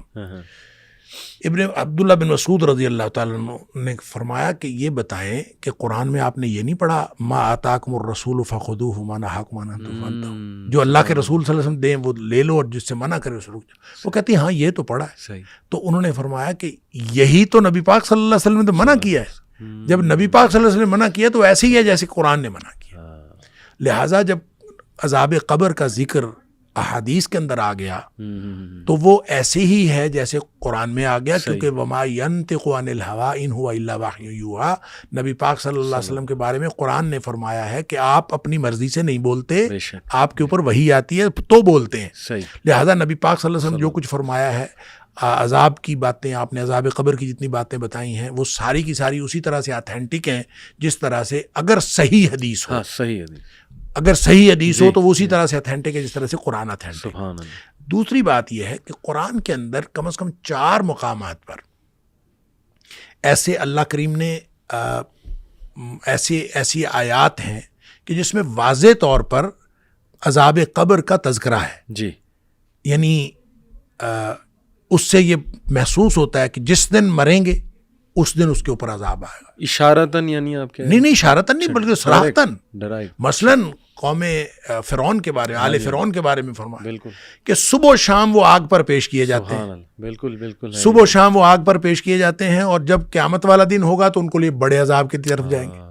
اس کا یہ صبح و شام جو جس عذاب پر پیش کیے جاتے ہیں کہاں ہے یہ میرے خیال میں سورہ فصلت ہے. یہ سورہ مومن ہے, سورہ غافر جس کو کہتے ہیں. جی جی جی, یہ سورہ غافر ہے. اس کے علاوہ سورہ توبہ کے اندر, سورہ انعام کے اندر, سورہ ابراہیم کے اندر کم از کم 4 مقامات قرآن میں ایسے ہیں جس سے اس طرح کے واضح اشارات موجود ہیں جس کو آپ عذاب قبر کہہ سکتے ہیں. اب عذاب قبر کا نام لے کے تو قرآن نے نہیں کہا, لیکن وہ عذاب قبر ہی ہے. جب آپ مر کے قبر میں گئے تو عذاب عالم برزخ کی بات. بالکل. اچھا, اسی طرح جیسے سورہ انعام کے اندر غالباً ہے کہ ان کو جب فرشتے جو ہیں آگے سے بازو پھیلائے ان کو وصول کرتے ہیں اور ان کو کہتے ہیں اخرجوا انفسکم. یہ وہی بات ہے, وہی الفاظ ہیں جو حدیث میں آ رہے ہیں کہ اخرجی, باہر نکلو. تو یہاں اخرجوا انفسکم, اپنی جانوں کو باہر نکالو. یعنی فرشتے یہ کہہ رہے ہوتے ہیں کہ اپنی جانوں کو باہر نکالو, اور اسی دن قرآن کہتا ہے کہ اسی دن ان کو پھر رسوائی کا عذاب ہوتا ہے, اسی دن رسوائی کا عذاب دیا جاتا ہے. تو جس دن جان نکلی اسی دن کوئی حشر تھوڑی ہو گیا ہے, عالم آخرت تھوڑی آ گیا, عالم برزخ ہے. لہٰذا اس طرح سے قرآن میں 4 مقامات پر سورہ ابراہیم کے اندر, سورہ توبہ کے اندر, سورہ انعام کے اندر اور سورہ غافر کے اندر یہ موجود ہے. پڑھنے کے لیے ایک بصیرت ہونی چاہیے, ایک بصارت ہونی چاہیے. شیخ یہ سورہ تکاثر بھی کہہ سکتے ہیں, حتی زرتم المقابر. وہ تو خیر زیارت کے لیے ہے. حتی زرتم المقابر کا مطلب ہے تم قبروں کو جا پہنچے. جی, اب وہاں پہ یہ تو نہیں ذکر کہ قبر کے اندر کیا ہوگا. نہیں, لیکن اگلی آیت ہے نا کہ پھر انہیں پتہ لگے گا, کہ پھر تمہیں پتہ لگے گا کہ کیا ہے حقیقت, کیا ہے اصل. ہاں, اشارتاً آپ کہہ سکتے ہیں کہ یہاں بھی ذکر ہے کہ اس کے بعد تمہیں پتہ چلے گا. اس کا تو خیر یہ تعویل ہو سکتی ہے نا, جیسے آپ نے کہا کہ وہ سورہ یاسین میں انہوں نے کہا کہ ہماری آرام گاہوں سے کس نے اٹھایا، خواب گاہوں سے، تو اس کا مطلب پیچھے کچھ نہیں ہو رہا ہوگا. تو یہ بھی حتیٰ زرتم المقابر کے بعد پھر پتہ چل جائے گا پھر کب سے مراد اس کی تو تعویل ہو سکتی ہے. حالانکہ وہ جو سورہ یاسین والی بات ہے وہ بات یہ ہے کہ جو عالم برزخ کا عذاب ہے اس کے مقابلے میں جو عالم آخرت کا عذاب ہے وہ بہت بڑا ہے. لہٰذا اس عذاب کو جب دیکھیں گے تو اس کو وہ سمجھیں گے کہ یہ تو آرام تھا، یہ اس کے مقابلے میں بالکل ہاں جی، یہ اس کے مقابلے میں سمجھیں گے. بالکل تو بہرحال یہ قرآن کے اندر یہ عذاب قبر کا ذکر موجود ہے، عذاب برزخ کہہ لیں، عذاب برزخ کا ذکر موجود ہے اور حدیث کے اندر اس کی وضاحت موجود ہے. بالکل. تو اب اور آپ کو کیا چاہیے؟ اصل بات یہ ہے کہ جس نے ماننا ہو کوئی مانتا ہے، اور جس نے نہیں ماننا اس کو ہزار دلیلیں دے نہیں مانتا. ایسے ہی ہے شیخ. منکر نکیر واقعی ہی بہت ان کی مطلب حدیث میں آتا ہے نا کہ ڈراؤنی شکل ہوگی، تو مومن کے سامنے بھی ہوگی اور وہی یہ 3 سوال کریں گے. سوال تو ہیں جی، فرشتے آئیں گے، ٹھیک ہے، اور وہ آ کے سوال کریں گے. صحیح. اب وہ شکلیں ان کی کیسی ہوں گی؟ حدیث میں آتا تو ہے ڈراؤنی شکل کے، لیکن جیسے میں نے پہلے عرض کیا کہ مومن کے لیے ہر مرحلہ آسان ہوگا. تو یہ ہو نہیں سکتا کہ مومن کے لیے بھی اسی طرح سے ڈراؤنی شکل ہو. یعنی ہوں گے تو ڈراؤنی شکل کے، لیکن مومن اس کو کمفرٹیبل فیل کرے گا. صحیح. ایسا نہیں ہے کہ مومن جو ہے اسی طرح سے ڈر رہا ہو. مومن کے ڈر سارے موت سے پہلے ختم ہو گئے. اللہ نبی پاک صلی اللہ علیہ وسلم نے فرمایا تھا، حضرت فاطمہ رضی اللہ تعالیٰ عنہا رو رہی تھی، انہوں نے فرمایا تھا تیرے باپ کے اوپر آج کے بعد کوئی سختی نہیں، بس ساری سختیاں دنیا میں تھیں. تو مومن انشاءاللہ اللہ کے رسول صلی اللہ علیہ وسلم کے سچے امتی، ان کے لیے ساری سختیاں دنیا میں ہیں، آخرت میں کوئی سختی نہیں ہے. وہ یہاں سے گئے، جو ہی جان نکل گئی، اور جان بھی نکلنی ہے وہ اٹ سیلف ایک راحت ہے. صحیح. وَجَعَلِ الْمَوْتَ رَاحَةً لِّي مِن كُلِّ شَرٍ، اور وہ اٹ سیلف راحت ہے، اور اس کے بعد آگے راحت ہی راحت ہے انشاءاللہ. یہ بات ایک مشہور ہے کہ رسول اللہ صلی اللہ علیہ وسلم بھی آتے ہیں قبر میں ہمارے معاشرے میں. یہ بات مشہور ہے لیکن یہ حدیث کے الفاظ ہیں. اچھا، حدیث کے الفاظ ہیں اور صحیح حدیث ہے. صحیح. اس کی انٹرپریٹیشن میں آپ اس کو کہہ سکتے ہیں کہ قبر میں تشریف لاتے ہیں تو یہ تو اس کا تو کوئی ذکر نہیں ہے. ٹھیک. البتہ یہ ہے کہ وہ جو قبر کے سوالات ہیں ان سوالوں میں ایک سوال ہے کہ اس شخص کے بارے میں تیرا کیا خیال ہے. ایک تو سوال یہ ہے نا من نبیک. ٹھیک ٹھیک. ایک حدیث میں یا متعدد حدیث میں اس سوال کو، من نبیو کا جو سوال ہے، اس سوال کو اس طرح بیان کیا گیا ہے، اس شخص یعنی محمد کریم صلی اللہ علیہ وسلم کے بارے میں تمہارا کیا خیال ہے. صحیح. وہ جو اس شخص ہے نا، حاضر رجل، ما تقول لحاضر رجل، صحیح، اس شخص کے بارے میں تو کیا کہتا ہے. ٹھیک. وہ جو شخص ہیں نبی پاک صلی اللہ علیہ وسلم ہے. تو نبی پاک صلی اللہ علیہ وآلہ وسلم اس کے بارے میں بعض لوگوں نے کہا کہ نبی کریم صلی اللہ علیہ وسلم خود تشریف لائیں گے. صحیح. ٹھیک ہے، لہٰذا پوچھا جائے گا اس شخص کے بارے میں آپ کیا کہتے ہیں. صحیح. کچھ نے کہا کہ نہیں، نبی کریم صلی اللہ علیہ وسلم کی آپ کی شبیہ دکھائی جائے گی، آپ کی تصویر دکھائی جائے گی، اور پوچھا جائے گا اس کو جانتے ہیں اور یہ کیسے ہیں، یہ کون ہے. صحیح. تو وہ پھر جو شخص نبی کریم صلی اللہ علیہ وسلم کی سنت پر چلا ہوگا وہ پہچان لے گا نبی پاک صلی اللہ علیہ وسلم. اور یہ پہچاننا اس بات سے نہیں پہچانا جانا کہ ہم نے کوئی تصویر نبی پاک صلی اللہ علیہ وسلم کی دیکھی ہوئی. یہ سارے سوالات کے جوابات ہیں ایمانی بصیرت پر. بالکل. اب دیکھیں نا، اتنے آسان سوال ہے، من ربک، صحیح، من نبیک، صحیح، ما دینک. کوئی شخص رٹا لگا لے، لگا سکتا ہے نا، لگا سکتا. تو رٹا لگا لے تو وہ وہاں پہ کہے کہ میں جا کے نہیں. رٹا لگانے سے ان سوالوں کا جواب وہاں نہیں آنا. صحیح. ان سوالوں کا جواب آنا ہے زندگی اگر ان سوالوں کے مطابق گزاری ہوگی تو پھر اس کا یعنی ایمانی بصیرت سے. ہم وائوا لیتے ہیں نا، یہ ایم اے کا ہم نے ایک وائوا رکھا ہوا، تو وائوے میں بعض اوقات ہم ایک کوئی دعا پوچھتے ہیں، اس میں دعائیں بھی ہیں یاد کرنے کی. ٹھیک ہے. تو ہم کوئی دعا پوچھتے ہیں، ہم کوشش کرتے ہیں نا کہ ایک دعا پوچھنا شروع کر دیتے ہیں تو وہ باہر جا کے بتاتا ہے کہ یہ دعا پوچھ پھر یاد کرتا ہے. اچھا، اگلا کینڈیڈیٹ آئے گا تو وہ یاد کر کے آئے گا. صحیح. اچھا، جب اسی وقت وہ یاد کر کے آتا ہے تو وہ اگلا لفظ پیچھے اور پچھلا لفظ آگے اور یوں الٹ پلٹ کر کے سنا رہا ہوتا ہے. صحیح. اچھا، ان کو پھر ہم کہتے ہیں کہ اس کا مطلب ابھی یاد کی ہے. تو ان کو ہم بتاتے ہیں کہ جس طرح یہ تم نے ابھی یاد کیا نہیں سنا سکے نا، اسی طرح رٹا لگا کے ان سوالوں کا جواب نہیں دیا جا سکتا. اگر کوئی شخص آپ اس سے پوچھتا ہے دودھ پینے کی دعا سناؤ, صحیح, وہ اس وقت یاد کرتا ہے, وہ کیسے یاد رہ سکتی ہے؟ صحیح, جس شخص نے ساری زندگی دودھ پیتے ہوئے دعا پڑھی ہے تو اس سے پوچھیں آپ دعا سناؤ تو وہ تو فوراً سنا دے گا, اس کو مسئلہ ہی نہیں یاد کرنے کا. صحیح. تو یہ اسی طرح سے سوال ہے جس نے ساری زندگی نبی کریم صلی اللہ علیہ وسلم کی سنت اور اللہ کی مرضی سے گزارنے کی کوشش کی ہے, اس کے لیے یہ سوالات آسان ہے. صحیح, اور رٹے والی تو بات نہیں ہے. بالکل. رہ گئی بات نبی کریم صلی اللہ علیہ وسلم کی, تو نبی کریم صلی اللہ علیہ وسلم کی شبیہ دکھائی جائے گی. یعنی میں نے عرض کیا 3 نقطہ نظر. ٹھیک. ایک نقطہ نظر تو یہ کہ آپ خود وہاں تشریف لائیں گے, چونکہ کوئی حدیث, کوئی صحیح حدیث اس بارے میں اشارہ بھی نہیں کرتی آپ کے تشریف لانے کی, اس لیے میرا خیال ہے اس کو تو تسلیم کرنے کی بات نہیں. صحیح. البتہ یہ سوال ہے کہ آپ اس شخص کے بارے میں کیا کہتے ہیں, تو وہ یہ سوال نبی پاک صلی اللہ علیہ وسلم کا نام لے کے کیا جائے گا, جی, یہ بھی ممکن ہے. ٹھیک. تصویر دکھا کے کیا جائے گا. یہ حدیث کے اندر اس طرح کا کوئی ذکر نہیں ہے کہ سوال موجود ہے, لہٰذا اس سوال سے کوئی شخص یہ سمجھ لے کہ آپ کی شبیہ دکھائی جائے گی تو سمجھا جا سکتا ہے, اور یہ سمجھ لے کہ نہیں اس سے صرف نبی پاک صلی اللہ علیہ وسلم کا نام نامی اس میں گرامی لے کر سوال پوچھا جائے گا, تو یہ بھی ممکن ہے. لیکن آپ صلی اللہ علیہ وسلم کے تشریف لانے کے لیے کسی بھی حدیث کے اندر ایسا کوئی تذکرہ ہمیں ملتا نہیں ہے. بالکل ٹھیک. اللہ عالم. چند آخری سوال شیخ کہ ہمارے ہاں ہمارے کلچر میں تدفین کے وقت کچھ ایسی چیزیں دیکھنے کو ملتی ہیں جو بڑی عجیب و غریب چیزیں, جیسے سبز چادر بچھا دینا قبر میں, یا کلمہ لکھا ہوتا ہے وہ پورا رول کر کے مردے پہ, وہ بھی سبز رنگ کا ہوتا ہے. وہ پھر جو مردے کو دفناتے ہی سورہ یاسین پڑھی جاتی ہے یا سورہ ملک پڑھی جاتی ہے, وہ یہ سوچ کے کہ قبر کے عذاب سے سورہ ملک جو ہے وہ بچاتی ہے. یہ احادیث سے ساری چیزیں ثابت ہیں. اور کیا نبی صلی اللہ علیہ وسلم سفارش کریں گے قبر میں؟ یہ بھی ایک کانسیپٹ پایا جاتا ہے, بلکہ دعا ہوتی ہے باقاعدہ کہ ان کو نبی صلی اللہ علیہ وسلم کی سفارش قبر میں بھی عطا فرمائے, بلکہ یہاں تک ہے کہ عبد القادر جیلانی بھی آتے ہیں. استغفر اللہ. تو یہ اس طرح کی باتیں شیخ یہ کہاں سے آ گئیں؟ دیکھیں بات یہ ہے کہ جو خاص طور پہ قبروں کی تکریم کے حوالے سے جو جس طرح کا ہمارا رویہ ہے نا, یہ تو خاص یعنی بر صغیر کا کلچر ہے.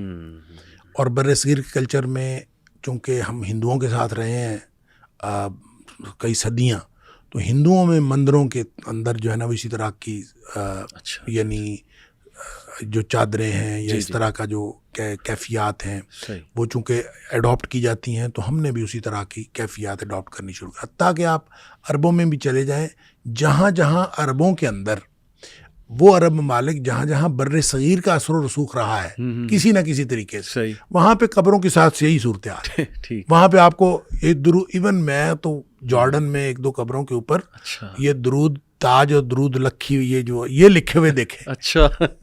اور قبر سبز چادر چڑھائی ہوئی. اچھا. لیکن اس کا شریعت کے ساتھ کوئی تعلق نہیں. صحیح. نبی کریم صلی اللہ علیہ وسلم نے تو قبروں کو بلند کرنے سے بھی منع فرمایا. ٹھیک. اور آپ نے حضرت علی رضی اللہ تعالیٰ عنہ کو حکم دیا تھا کہ جو قبریں بھی زمین سے اوپر بلند ہیں اس کو برابر کر دیں. صحیح. لیکن اتنا صرف اس کو بلند کیا جا سکتا ہے کہ جو قبر کی اپنی مٹی ہے, ٹھیک, یعنی جو اس میں سے نکلی ہے وہ مٹی اس کے اوپر ڈال دی جائے. اس کے علاوہ اس کے اوپر مٹی ڈال کے اس کو بلند کرنا بھی جب جائز نہیں ہے تو پھر آپ اس کے اوپر اس کو چونے گچ بنائیں, پھر اس کو بڑا کریں, پھر اس کے اوپر چادریں ڈالیں. اور چادروں کی ضرورت تو ہے زندہ انسانوں کو, اور آپ قبروں کے اوپر ڈالتے ہیں. پھر اس کے اوپر آیات لکھ کے جو آپ نے کہا یہ تو بے حرمتی ہے قرآنی آیات کی, آپ ان کو نیچے رکھ ڈال دیتے ہیں. تو یہ ساری چیزیں جو ہیں ان کا کوئی تعلق شریعت کے ساتھ نہیں ہے, دین اسلام کے ساتھ کوئی تعلق نہیں. دیکھیں اب بڑی حال ہی میں ایک پنجاب کے اندر یہ پابندی لگی ہے کہ آئندہ جو قبروں کے اوپر یہ جو کسی بھی طرح کی چادر چڑھائی جائے گی تو اس کے اوپر آیات نہیں ہوں گی. یہ ابھی پابندی لگی ہے, محکمہ اوقاف نے اس کے اوپر پابندی لگا دی ہے, اور اس پہ سارے مکاتب فکر نے اتفاق کیا ہے. اور الحمدللہ جو میں یہ سمجھتا ہوں کہ سب مل کے سر جوڑ کے بیٹھیں تو حق کی طرف جا سکتے ہیں, اور آہستہ آہستہ چیزیں جو ہیں بہتر ہو سکتی ہیں. اور یہ اس کی دلیل ہے کہ یہ حال ہی میں پورے پنجاب کے اندر یہ پابندی لگ گئی. زبردست زبردست. تو سورہ ملک اس وقت پڑھنا وہ نہیں, سورہ ملک دیکھیں, سورہ ملک تو پڑھنی ہے اگر خود زندگی میں پڑھی ہوگی صحیح تو وہ عذاب قبر سے بچائے گی, ٹھیک کسی کے پڑھنے سے نہیں عذاب قبر سے بچاتی. یہ تو کام ہی سوکھا ہے کہ آپ حافظ قرآن کو دے دیں, چند روپے دے دیں, اس کو تنخواہ دے دیں کہ چل بھی شاباش سورہ ملک پڑھے رکھا کرو تو آپ کا عذاب قبر سے نجات دے دے گی. یہ تو نہیں ہوتا. سورہ ملک روزانہ رات کو پڑھنے کے لیے نبی پاک صلی اللہ علیہ وسلم نے فرمایا کہ 30 آیات کی ایک صورت ہے اور جو عذاب قبر سے بچاتی ہے جو شخص رات کو پڑھتا ہے. لیکن آپ نے ساتھ یہ بھی فرمایا کہ کم لوگ ہوں گے اس کو پڑھنے والے, اس لیے کہ اس وقت نیند آئی ہوتی ہے, اور جس نے یاد بھی کی ہوئی ہے اس کو بھی یہ ہوتا ہے کہ چل یار خیر ہے. تو اس وقت اگر پڑھنا ہے تو اس کے لیے عذاب قبر سے نجات ہے کہ وہ موت, اصل میں نیند بھی جیسے میں نے پہلے عرض کیا وہ موت اور نیند کی آپس میں مشابہت ہے. تو نیند کے وقت موت کی سی تیاری کر کے سونا اور اپنے معاملات سارے کلیئر کر کے سونا, اصل بات یہ ہے. 3 دفعہ استغفار پڑھیں آپ, آیت الکرسی پڑھیں آپ, جو دعائیں نبی پاک صلی اللہ علیہ وسلم نے بتائیں وہ پڑھیں, سورہ ملک پڑھیں, پھر آپ سوئیں تاکہ ساری ہر طرح کی چیزیں جو ہیں آپ نے سمجھیں آپ اپنی طرف سے مر رہے ہیں. بالکل ٹھیک. اور مرتے وقت جس طرح کی یعنی معافی کی ضرورت ہے اللہ سے مانگنے کی, اس طرح کی معافی مانگ کے سوئیں. اور جو معافی مانگے بغیر یا عشاء کی نماز پڑھے بغیر جو سو جاتا ہے اس طرح سے, تو یہ تو میں سمجھتا ہوں دنیا کائنات کا سب سے بڑا رسک ہے کہ بغیر کسی یعنی گناہ کی معافی مانگے اور بغیر عشاء کی نماز پڑھے یا بغیر کسی تیاری کے آپ سو گئے, تو آپ نے تو سب سے بڑا زندگی کا سب سے بڑا رسک لے لیا. اللہ اکبر. شیخ آخری سوال کہ یہ حدیث میں آتا ہے کہ جب مردے کو دفنایا جاتا ہے تو وہ قدموں کی چاپ سنتا ہے جو دفنا کر واپس جا رہے ہوتے ہیں. تو اس سے تو یہ بھی اخذ کیا جا سکتا ہے کہ اس کا مطلب اسے موت کے بعد بھی سنائی دیتا ہے, اور وہ پھر ظاہر ہے یہ سنائی دے رہا ہے تو باقی چیزیں بھی پھر سنائی دیتی ہیں. تو اس کا مطلب کہ موت جسے آ چکی ہے فوت شدہ بندے سے مطلب کوئی بات کی جا سکتی ہے یہ سوچ کے کہ جی اسے سن رہا ہے. دیکھیں اللہ تعالیٰ نے قرآن میں فرمایا انک لا تسمع الموتیٰ. صحیح. نبی پاک صلی اللہ علیہ وسلم نے فرمایا کہ آپ مردوں کو سنا نہیں سکتے. ٹھیک. یہ ہے نص قطعی. اور نص قطعی جو ہوتی ہے اس کے بارے میں استثناء بھی کسی نص سے ثابت ہونا چاہیے. صحیح. نص قطعی کا مطلب ہے کہ مردے کو ہرگز نہیں سنایا جا سکتا. ٹھیک. بات ختم. ٹھیک. اب اس میں استثناء 2 باتیں نبی پاک صلی اللہ علیہ وسلم نے فرمائی, وہ استثناء ہو گیا. صحیح ہو گیا. وہ نص میں آ گئی. ایک تو نبی کریم صلی اللہ علیہ وسلم نے جو بدر کے مقتولین تھے تقریباً 24 لوگ تھے کہ ان کو ایک کنویں میں ڈالا گیا. صحیح. اور ان کے ساتھ نبی کریم صلی اللہ علیہ وسلم نے کلام فرمایا, خود آپ نے ان سے خطاب فرمایا.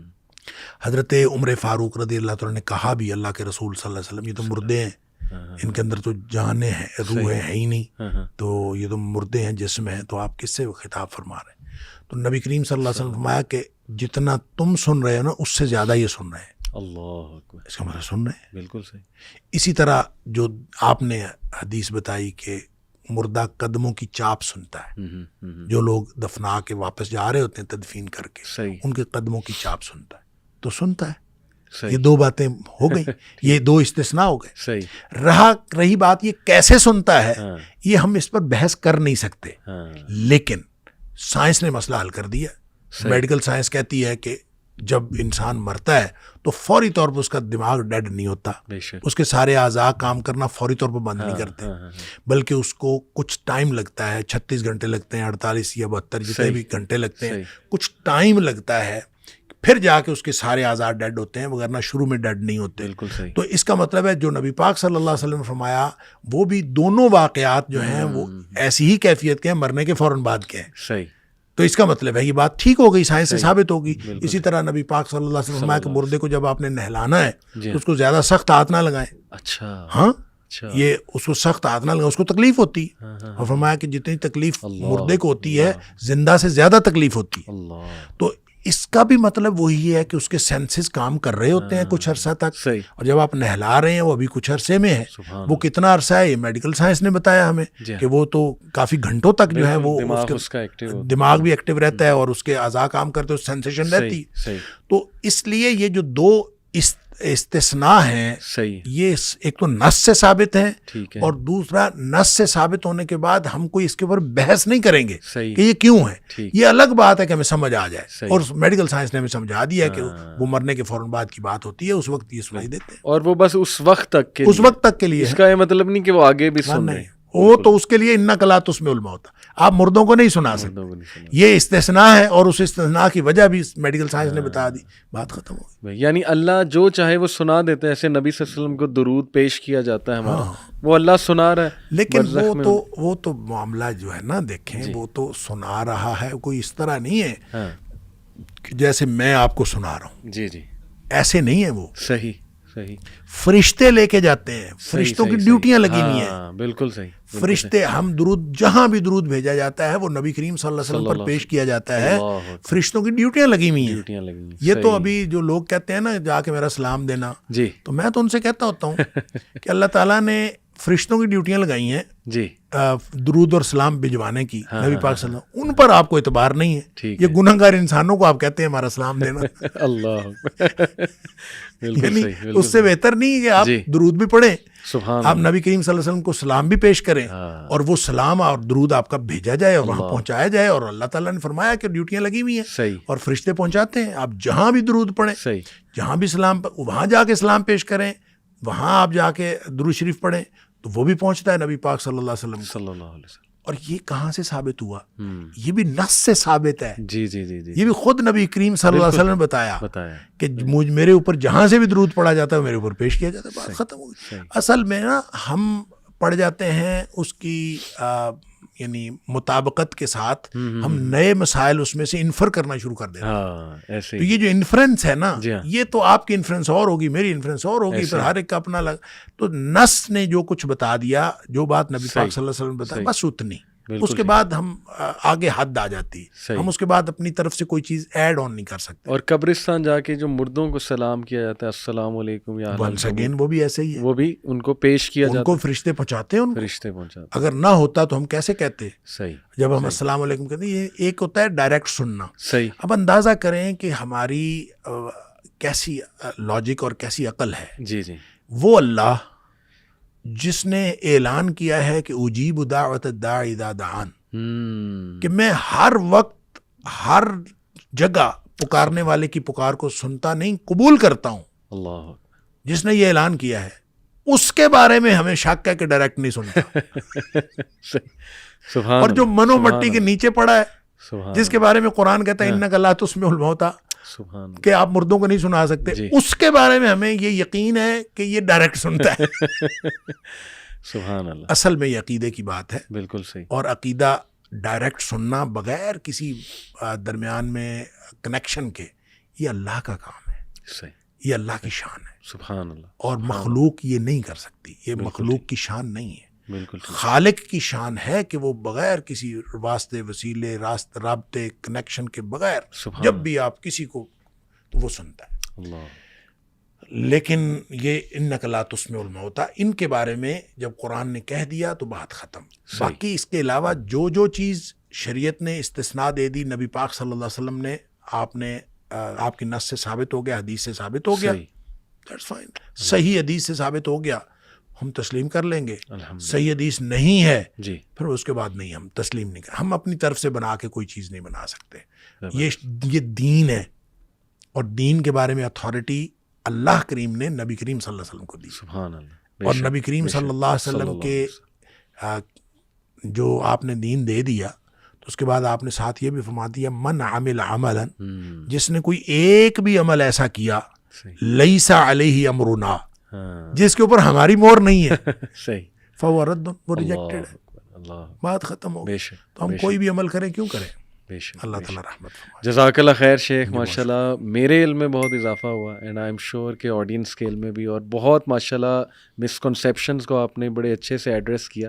اللہ آپ سے قبول فرمائے. آمین. آتے رہیں وائسی, فائدہ دیتے رہیں ہم سب کو. جزاک اللہ خیر. السلام علیکم و رحمۃ اللہ وبرکاتہ.